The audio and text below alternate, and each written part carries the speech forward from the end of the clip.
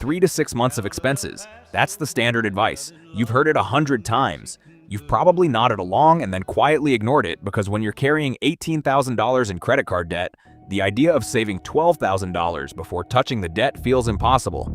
But here's what those same experts almost never tell you. If you're carrying debt at 20% interest and you're sitting on $10,000 in a savings account earning 4%, you are mathematically losing $1,600 every single year. So the standard advice isn't just unhelpful for someone in debt. In certain situations, it's actively costing them money. Here's what this video will answer. How much emergency fund do you actually need when you're in debt? What does the math say about building it before versus simultaneously with debt payoff? How does the answer change based on your income type, dependence, and available credit? And should you ever pause debt payoff completely to build the fund first? By the end, you'll have a specific dollar target for your emergency fund, not a generic rule, and a sequenced plan for getting there. Let's build it. The 3 to 6 months rule has a specific origin. It was designed for a specific person, and understanding who that person is makes it clear why the rule doesn't translate directly to someone in debt. The rule comes from traditional financial planning, the kind practiced by financial advisors working with clients who are already accumulating wealth. These clients have no high-interest debt. Their primary financial risk is income disruption, a job loss, a health event, an unexpected career transition. The emergency fund protects their investment and wealth-building trajectory from being derailed by a period of reduced income. For that person, 3 to 6 months of expenses is exactly right. If their monthly expenses are $4,000 and they lose their job, they have $12,000 to $24,000 of runway to find new income without touching investments or going into debt. But if you're carrying $15,000 in credit card debt at 22% APR, you are already in a financial emergency. It's a slow-motion emergency, not an acute one. But the mathematics of 22% compounding interest is extracting money from you every single month. Here's the real cost of excess emergency fund when you're carrying high-interest debt. Say you have $5,000 sitting in a high-yield savings account earning 4.5% annually. Annual interest earned on that $5,000, $225. Meanwhile, you have $5,000 in credit card debt at 22.99% APR. Annual interest paid on that $5,000, $1,150. Net cost of holding $5,000 in savings instead of paying the credit card, $1,150 minus $225 equals $925 per year. Lost. For no reason. Scale that to $10,000 in excess emergency fund. $1,850 per year in unnecessary net interest expense. This is real money, and it compounds because the credit card interest you're not paying would itself have reduced the principal faster, which would have reduced next month's interest charge. So the question isn't, how do I follow the standard advice? The question is, what's the minimum emergency fund that genuinely protects me from going deeper into debt, while I use every available dollar to eliminate the debt I already have? This is where Dave Ramsey, who gets criticized on this channel for some of his recommendations, actually gets the core concept right, even if his specific number is outdated. His baby step 1, save $1,000 before you do anything else. Stop all extra debt payments until you have that $1,000 in a separate account. The logic is fundamentally sound. Not necessarily the exact number, the logic. A starter emergency fund isn't designed to cover 6 months of expenses. It isn't designed to replace your income. It's designed to accomplish one specific thing: break the cycle of reaching for your credit card every time something unexpected happens. Because without any buffer, every unexpected expense adds to your debt. And here's what the Federal Reserve's data tells us about unexpected expenses in American households. According to the Federal Reserve's most recent economic well-being survey, 61% of Americans faced an unexpected expense exceeding $400 in the prior 12 months. That's not once in a decade. That's every year, more than half the population. And the most common unexpected expenses fall into predictable categories: car repair or maintenance, average $500 to $900 medical or dental, average $200 to $600, home repair or appliance, average $300 to $800. Unexpected travel for family emergency, average $400 to $800, short paycheck. Illness, reduced hours, average $400 to $1,000. Notice the pattern. Almost all of these cluster between $300 and $900. Very few routine emergencies exceed $1,500 in a single event. This is why a $1,000 to $1,500 starter emergency fund covers the vast majority of real-world emergencies. Not all of them, but enough to prevent the debt spiral that happens when every unexpected expense goes straight to a credit card. The $1,000 number was accurate when Ramsey first published it decades ago. In 2025, accounting for inflation, I'd argue the floor is closer to $1,500 for a single adult with no dependents. But the principle is correct. The right starter emergency fund isn't a single number, it's a calculation based on 3 variables in your specific life. Let me walk through each one. If you're a salaried employee with a stable job at an established company, the probability of a catastrophic income disruption in any given month is low. A $1,000 to $1,500 starter fund is sufficient. The math supports getting to debt elimination faster. If you're hourly, especially in retail, hospitality, or gig work, a slow week, reduced hours, or a schedule change can create a $400 to $600 income gap without warning. You need more cushion before attacking debt aggressively. Target $1,500 to $2,000. If you're freelance, self-employed, or commission-based, your income might be strong on average, but genuinely unpredictable. A single slow month can create a $1,000 to $3,000 income gap. Before going into full debt attack mode, build $2,000 to $3,000 in your starter fund. Variable 2. Do you have dependents? Single. No kids, no one depending on your income. $1,000 to $1,500 covers most scenarios. One child, kids create a predictable layer of unpredictable expenses. A sick child means a missed workday and a doctor copay. Add $500 to your baseline for one child. 2 or more children. Add $500 per child. 2 kids on a variable income puts your target starter fund at $2,500 to $3,500 before aggressive debt paydown begins. Other dependents, aging parent, family member with medical needs, treat them similarly to children.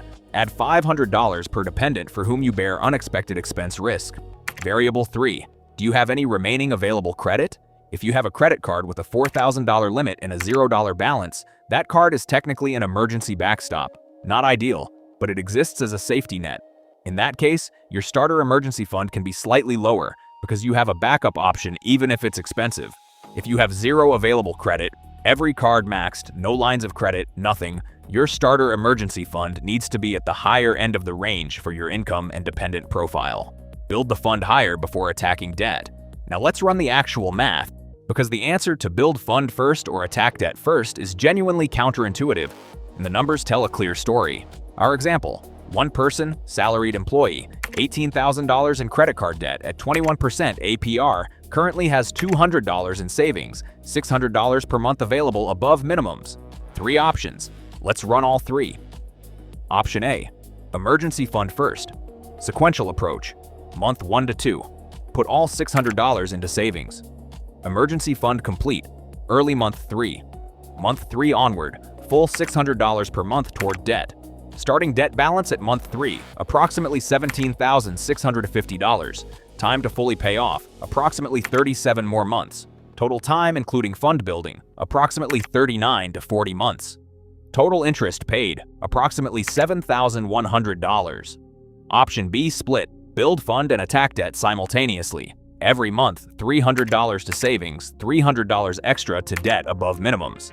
Emergency fund complete, month 4. Month 5 onward, full $600 per month to debt. Starting debt at month 5, approximately $17,000. Total time, approximately 40 to 41 months. Total interest paid, approximately $7,400. The difference between option A and option B, $300 in total interest. That's $8.33 per month. Option C, no emergency fund. Full $600 per month to debt from day 1. Time to pay off, approximately 38 months. Total interest paid, approximately $6,900. Option C looks the fastest and cheapest in a perfect world, but it assumes the world is perfect.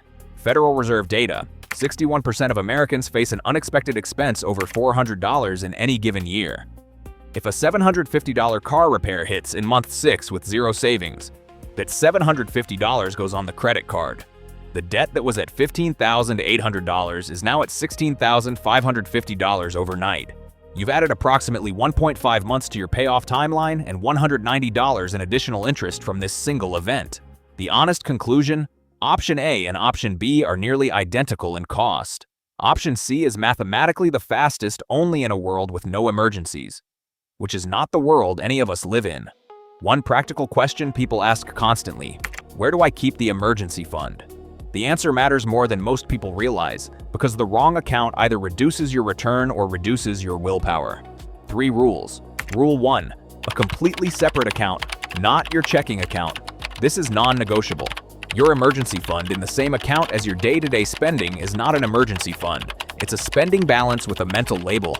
The research on this is clear. When money is in the same account as regular spending, it gets spent.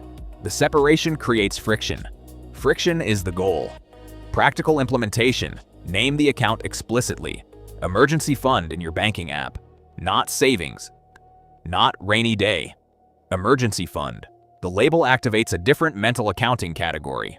Rule 2. High-yield savings account at an online bank. Traditional brick-and-mortar banks pay 0.01% to 0.50% APY on savings. In 2025, high-yield savings accounts are paying 4.0% to 5.0%. On a $1,500 emergency fund, traditional bank at 0.5%, $7.50 per year. High-yield savings at 4.5%, $67.50 per year. That's $60 of free money annually for doing nothing different except choosing a better account. The best options in 2025. Marcus by Goldman Sachs, consistently competitive rate, no fees, no minimum balance. Ally Bank, excellent interface, savings buckets feature lets you label sub-accounts. SoFi, competitive rate, offers small bonuses for direct deposit setup. Discover Online Savings, no fees, accessible customer service. Rule 3, cash or cash equivalent only, never invested. This comes up often, and I want to address it directly because the suggestion, put your emergency fund in index funds to earn more, sounds financially savvy. It's actually financially dangerous. Here's why. The entire purpose of an emergency fund is to be available when you need it most. When do you need it most? During periods of personal financial stress, a job loss, a major car repair, a medical crisis. These events often coincide with broader economic stress. Job losses cluster during recessions. Recessions coincide with stock market declines. The S&P 500 fell 34% in March 2020 during COVID. It fell 50% during 2008 to 2009. Imagine, you lose your job in March 2020.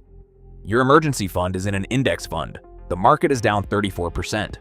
Your $10,000 emergency fund is now worth $6,600 at the exact moment you need it most.